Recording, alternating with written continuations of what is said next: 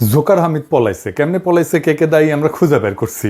আজকের এপিসোডে প্রমাণ সহ সব দেখাই দেবো। যাই হোক, হামিদরে চলে যাইতে দেওয়া নিয়ে আমরা তো কাহু কাহু করিচ্ছি, কিন্তু তারে এই 9 মাস মুক্ত বিহঙ্গের মতো থাকতে কে দিছে, কেন দিল? আবার দেখেন, হাসিনার কোনো প্রধান নির্বাচন কমিশনারকে গ্রেপ্তার করা হয়েছে, হয় নাই। সব কয়টা দুর্বৃত্ত নির্বাচন কমিশনের সদস্য এখনো মুক্ত। জোকার হামিদকে রিমান্ডে নিয়ে 2টা ডলা দিলে গড় গড় করে সব বলিয়ে দিত, কিন্তু তারা ধরবে না। কেন ধরবে না? এটাই বন্দোবস্ত, এটাই এলিট সেটেলমেন্ট যা হয়েছে 5 থেকে 7ই আগস্ট। এই এলিট সেটেলমেন্ট কে করছে? আমরা প্রথম থেকে বলছি বিপ্লবী সরকার করতে। কারা বাধা দিছে এই বিপ্লবী সরকার করতে?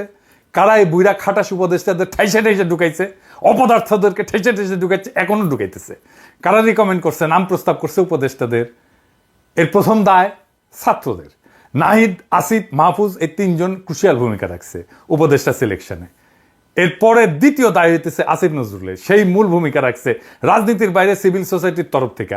তৃতীয় দায় রাজনৈতিক দলগুলোর, যারা নাম দিছে, বিএনপি, জামাত সহ যারা নাম দিছে। আর তারপরে চতুর্থ হইতেছে সুশীল সমাজ, যারাও নাম টাম দিচ্ছে আর কি। এছাড়া যারা এই সরকারে নানাভাবে নিজেদের লোক ঢুকাইছে, যেমন আলী রিয়াজ, বদিউল আলম মজুমদার, শিরিন হক, এরকম স্টেক হোল্ডার আছে কিছু যারা সরকারের ঘনিষ্ঠ, তারা তাদের লোক ঢুকায়। উদাহরণ দেব, এই যে মনির হায়দারে বিশেষ সহকারী করে ঢুকাইছে আলী রিয়াজ আর বদিউল আলম মজুমদার। কোন ক্রাইটেরিয়া নিছেন আপনারা? আমাদের কি কনক সারোয়ার ছিল না? তো ওরে নিতে পারতেন না ওই জায়গাটা? সেটা তো নিবেন না, সেটা তো নজরে আসবে না, চোখে পড়বে না। দিল্লি স্টারের গোলাম মর্তজারে ওয়াশিংটন পাঠিয়েছে প্রেস মিনিস্টার করে, তাও আবার সিনিয়র সেক্রেটারি র্যাঙ্কে, অ্যাম্বাসেডারের চাইতে উপরে, বাসের চেয়ে কোনসি বড়, কোন লিখছে ওইটি? আলী রিয়াজ আর বদিউল আলম মজুমদার, খেয়াল রাখেন, এগুলোর জবাব দিতে হবে আপনাদের। হ্যাঁ, ভাইবেন না পার পেয়ে যাবেন সামে, কোনো মহাপুরুষ এসে আপনাকে বাঁচাবে না। হ্যাঁ, ঐক্যমত করিচ্ছেন, করবেন, কয়া দিলাম, করতে পারবেন, লিখে রাখতে পারেন।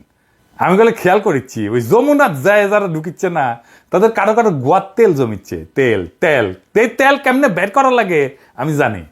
আইজার নাম টাম কইলাম না, আমি নাম ধরে কয়ে সব কয়টার আমল নামা কয়ে দেবো। যাই হোক, এই যা যা ঘটিচ্ছে এগুলো দায় কলে প্রফেসর ইউনূসকে নেওয়া লাগবে। ফাইনালি তো আপনি অ্যাপ্রুভ করেছেন, তাই না? অপদার্থতার দায় আপনারও নেওয়া লাগবে।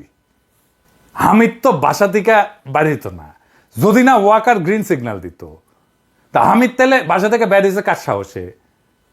আসেন সেটাই না বুঝে দেখি। ওয়াকারের শক্তিতে ওই হাতকুলিয়ে হয়ে গেছে, আর প্রফেসর ইউনূস সরকার সেটা ঠেকাইতে পারে না। এর দায় প্রফেসর ইউনূস সহ ওনার সরকারের সব উপদেষ্টাদের নিতে হবে, নিতেই হবে। রাষ্ট্রের সরকার সবচেয়ে বড় রাজনৈতিক ইনস্টিটিউট। আপনার উপদেষ্টারা সব কয়টা অরাজনৈতিক, রাজনীতির কিছুই বুঝেন না, বুঝেন না আপনারা, কিন্তু ভাত দুচানির বেলা আম্বিয়া সব কয়টা। তাই রাজনীতিটা করিচ্ছে ওয়াকার। আপনারা তো রাজনীতি করবেন না, পণ করিছেন রাজনীতি করবেন না, বুঝবেনও না। আবার খায় এসেছে আপনাদের 5 বছর ক্ষমতার থাকবে, পাবলিকে আন্দাই দিবে 5 বছর একেবারে। পাবলিকের ডলা খাইতে না চাইলে ড্যামেজ কন্ট্রোলের জন্য আজকে হাসিনার সব কয়টা প্রধান নির্বাচন কমিশনারকে গ্রেপ্তার করেন, আর জনগণের কাছে মাপ চান হাত জোর কইরা, যে আমরা ভাল শুন, মাপ কইরা দেন।